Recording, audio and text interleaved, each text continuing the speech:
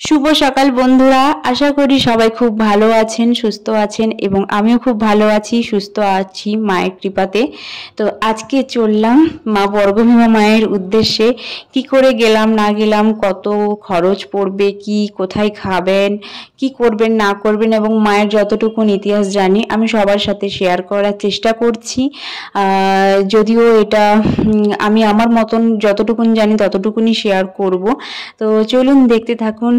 আর যদি ব্লগটা আজকে ভালো লেগে থাকে প্লিজ বন্ধুদের সঙ্গে শেয়ার করবেন, লাইক করবেন আর অবশ্যই কমেন্ট করে জানাবেন কেমন লাগলো ব্লগটা। তো চলুন স্টার্ট করা যাক। গুড মর্নিং বলো। Good morning. Good morning. আমরা বেরিয়েছি বর্গভীমাতে, আমরা আর পেছনে মা বাপিদা ওরা আসছে। চলো যাওয়া যাক। কিছু বলবে? না। চলুন, প্রথম যেটা আমাদের ধাপ, আমরা যাব কিভাবে। তো আপনারা যদি কলকাতা কিংবা হাওড়া হয়ে আসেন এবং সেটি ট্রেনগামী যদি যাত্রা করে থাকেন তাহলে আপনারা যে কোনো দীঘা লোকাল কিংবা তমলুক লোকালে উঠবেন। আপনারা তমলুক স্টেশনেও নামতে পারেন কিংবা মাতঙ্গিনী স্টেশনে নামলে একটি অটো কিংবা রিক্সা করে চলে আসতে পারবেন। আপনারা যদি সড়ক পথে যাতায়াত করেন তাহলে আপনারা রাধামণিতে নামবেন। রাধামণি থেকে বাম দিকে তমলুক যাওয়ার রাস্তা রয়েছে, অসংখ্য বাস টোটো সব কিছুই অ্যাভেলেবেল রয়েছে, সেইগুলোতে করে আপনারা তমলুকে আসতে পারেন এবং সেখান থেকে আবার আপনারা অটো করে নিতে পারেন কিংবা আপনারা যদি তমলুকের পাঁশকুড়া বাস স্ট্যান্ড অবধি আসতে পারেন তাহলে কিছুটাই পায়ে হেঁটে। আর আপনারা যদি দীঘা কিংবা কাঁথি এই দিক দিয়ে হয়ে আসেন তাহলেও কিন্তু আপনাদের সেই রাধামণিতেই নামতে হবে। খুব সহজ রাস্তা, একটাই রাস্তা, এদিক ওদিক বাঁকাবাকির কোনো সিস্টেম নেই, একটাই রাস্তাতে আসবেন। এই যে আমি শহীদ মাতঙ্গিনী স্টেশনটা ক্রস করলাম, এখন আমরা বাইকে যাচ্ছি। আমি যেহেতু সুখেন্দুদের বাড়িতে এসেছিলাম, বাইকে আসার প্ল্যান ছিল তাই আমরা বাইকেই এসেছি। তো এসে বাইক রেখে দিয়ে যেই দোকানে বাইক রেখেছি ওই দোকান থেকেই ডালা নিয়ে নিলাম প্রসাদ ঠাকুরকে পুজো দেওয়ার। এখানে প্রসাদ আপনি যেই টাকাতে নেবেন সেই টাকাতেই আপনাকে পুজো দেওয়ার ডালা সাজিয়ে দেবে। ডালা আপনার একটা 40-50 এরকম থাকে, আপনি যে পরিমাণ মানে এখানে ডালার টাকা নির্ভরটা করে হচ্ছে আপনি কত পরিমাণ প্রসাদ নিচ্ছেন, ভোগ নিচ্ছেন। তো আমি মন্দিরে উঠছি, দেখতেই পাচ্ছেন মন্দিরের নিচে অসংখ্য দোকান রয়েছে। মূল মন্দিরের ভেতরেও দুখানা দোকান রয়েছে। এখন আমি মূল মন্দিরে প্রবেশ করছি। আর এই মন্দিরে না মানে প্রবেশ করার সঙ্গে সঙ্গে কেন জানি না আমার একটা শরীরে একটা কাঁটা দিল। এখানে পুষ্পাঞ্জলি হচ্ছে, আমিও পুষ্পাঞ্জলি দিতে দাঁড়িয়ে পড়লাম। আমি নয়, আমরা প্রত্যেকেই পুষ্পাঞ্জলি দিতে দাঁড়িয়ে পড়েছি। এটা একটা খুব ভালো জিনিস। এখানে দেখো মূল মন্দিরে মাকে দেখা যাচ্ছে, কত সুন্দর মায়ের রূপটা এক ঝলকে একবার দেখে নিলাম। কত সুন্দর মায়ের মুখ, মানে বলার বাইরে, আমি বিশ্লেষণ করতে পারবো না। তো চলুন এবার আমি মায়ের ইতিহাস সম্বন্ধে একটু বলি আপনাদেরকে। বর্গভীমা বা ভীমারূপে মাতা বঙ্গদেশের পৌরাণিক তাম্রলিপ্ত জনপদের অধিষ্ঠাত্রী দেবী। তিনি হলেন কালী মতান্তরে উগ্রতারা। তিনি পশ্চিমবঙ্গের তথা প্রাচীন বঙ্গদেশের ঐতিহাসিক বন্দর শহর তাম্রলিপ্ত শহরের প্রাণ কেন্দ্রে প্রতিষ্ঠিত রয়েছেন। অনুমান করা হয় পৌরাণিক তাম্রলিপ্ত জনপদ প্রতিষ্ঠার পূর্ব থেকেই তার মন্দির এই স্থানে প্রতিষ্ঠিত। ভারতের অন্যতম জাগ্রত ও প্রধান শক্তিপীঠ। পীঠ নির্ণায়ক তত্ত্ব অনুযায়ী এটি 51 পীঠের প্রথম পীঠ, যা প্রাচীন ধ্রুপদী বাংলা মাতৃকা উপাসনা ও শক্তির আরাধনা চিহ্ন বহন করেছে। পুরাণ উল্লেখ রয়েছে দক্ষযজ্ঞের সতী দেহত্যাগের পর বিষ্ণুর সুদর্শন চক্রে খণ্ডিত হয় তার বাম পায়ের গোড়ালি, এই স্থানে এসে পড়ে। আর সেই থেকেই 51 পীঠের অন্যতম পীঠ হিসাবে তমলুকে দেবী বর্গভীমা রূপে পূজিত হয়ে আসছেন। এছাড়াও রাজেন্দ্রলাল গুপ্তা একটি প্রবন্ধে লিখেছেন, বর্গভীমা মন্দির পূর্বে বৌদ্ধ মন্দির ছিল। এখনও মূল মন্দিরের চারিদিকে অনেকগুলি ছোট ছোট গৃহ বা বিহার দেখা যায়। মন্দিরের গঠন অনেকটা বুদ্ধগয়ার মতন হয়। ইতিহাসের দলিল ও প্রচলিত জনশ্রুতি অনুযায়ী বঙ্গদেশের হিন্দু যখন কালা পাহাড়ের ভয়ানক ধ্বংসলীলার সম্মুখীন, ঠিক তখন কালা পাহাড়ের মতো ভয়ানক হিন্দু বিদ্বেষী মূর্তি ও মন্দির নাশকতা থেমে গিয়েছিল এই মায়ের মন্দিরে এসে। বর্তমান দেবীর উপাসক মহাশয়দিগের নিকট একখণ্ড পারসিক ভাষায় লিখিত দলিল রয়েছে, যেটা বাদশাহী পঞ্জ বলে খ্যাত। 1567 থেকে 68 খ্রিস্টাব্দ নাগাদ দুরন্ত কালাপাহাড় উড়িষ্যা বিচ্ছেদের পর বঙ্গদেশে তাম্রলিপ্তে প্রবেশ করেছেন। তিনি এই দেবীকে দর্শন করে শক্তিহীন হয়ে পড়েন।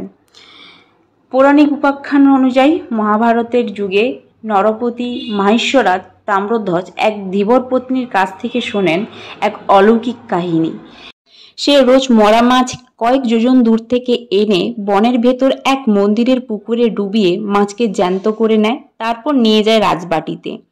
রাজা তাম্রধ্বজ সেই কাহিনী শুনে ধীবর পত্নীকে নিয়ে উপস্থিত হন সেই বনের মধ্যে, এবং বনে গিয়ে সেই পুকুর দেখতে পান এবং সেই পুকুরে গিয়ে অলৌকিক কাহিনী দেখে তিনি ওখানেই মন্দির প্রতিষ্ঠা করেন এবং প্রস্তরময়ী দেবীকে স্বমহিমায় প্রতিষ্ঠা করলেন।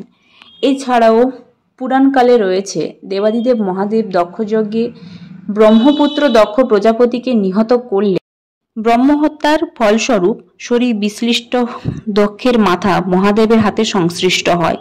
মহাদেব কোনো প্রকারেই একে নিজের হাত থেকে বিচ্ছিন্ন না করতে পেরে উদ্যান নৃত্য শুরু করেন।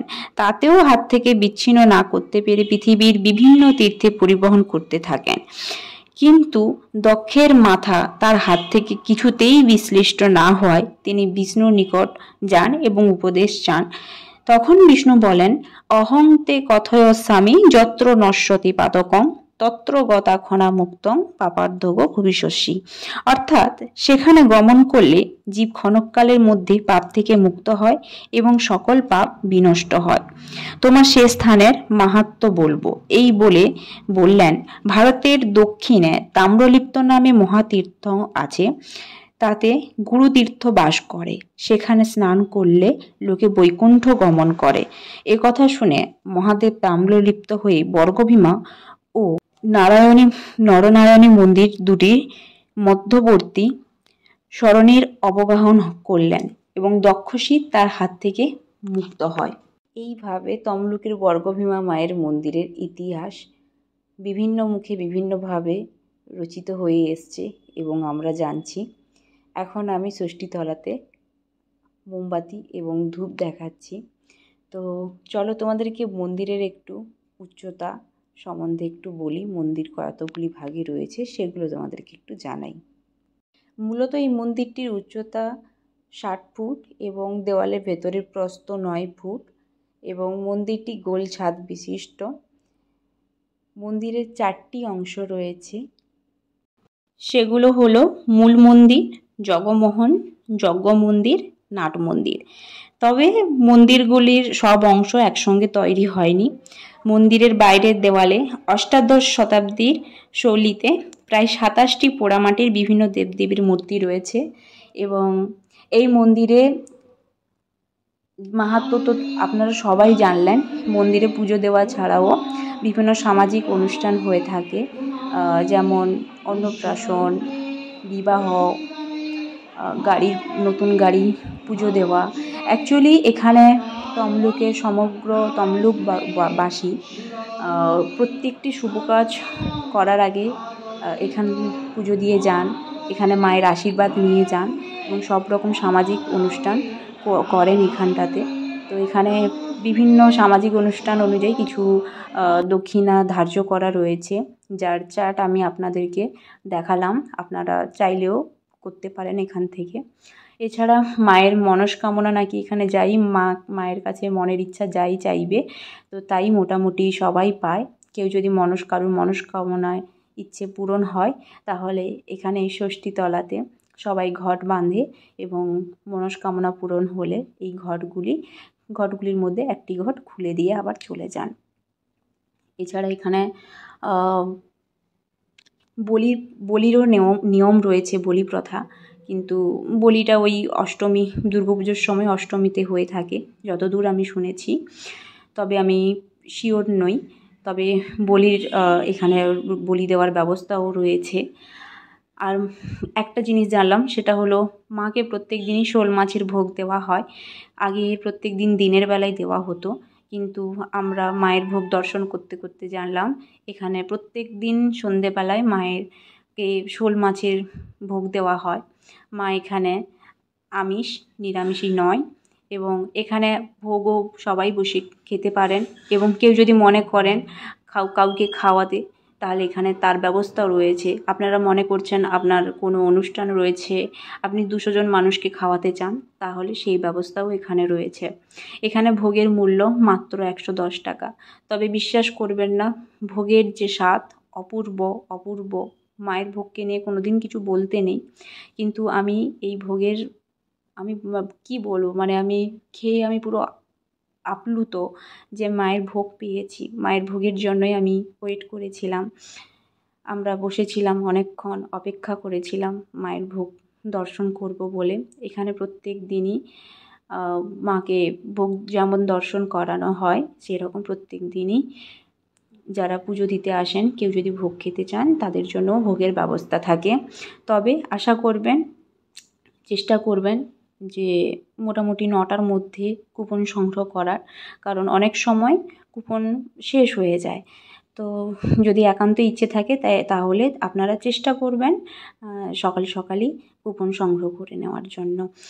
তবে কুপন যতক্ষণ থাকে ততক্ষণ ওনারা কুপন দেন, এইরকম কোনো বাধা ধরা নিয়ম নেই। দুপুর 1:30 থেকে ভোগ দেওয়া হয়।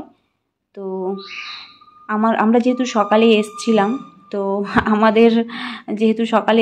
তো আমাদের তাড়াতাড়ি পুজো দেওয়া হয়ে গেছিলো। তো আমরা এতক্ষণ মন্দিরে না বসে আমরা পাশেই চলে এসেছিলাম মহিষাদল রাজবাড়ি। তো এই দেখতেই পাচ্ছেন আপনারা, খুবই কাছে, বাইকে মাত্র 40 মিনিটের রাস্তা। আমি আর এই মহিষাদলের ভিডিওটা এই ভিডিওতে অ্যাড করলাম না, ওটা আমি নিশ্চয়ই নেক্সট ভিডিওতে দেব। তো মায়ের মন্দির থেকে এখন আমাদের চলে যাওয়ার পালা। আমরা প্রসাদ গ্রহণ করে অনেকক্ষণই বসলাম। আশা করি আপনাদের ভিডিওটা অনেক ভালো লেগেছে। যদি ভালো লেগে থাকে প্লিজ একটা লাইক, কমেন্ট, শেয়ার অ্যান্ড অবশ্যই সাবস্ক্রাইব করে দিন, আর সবার মধ্যে ভিডিওটিকে ছড়িয়ে দিন। ধন্যবাদ।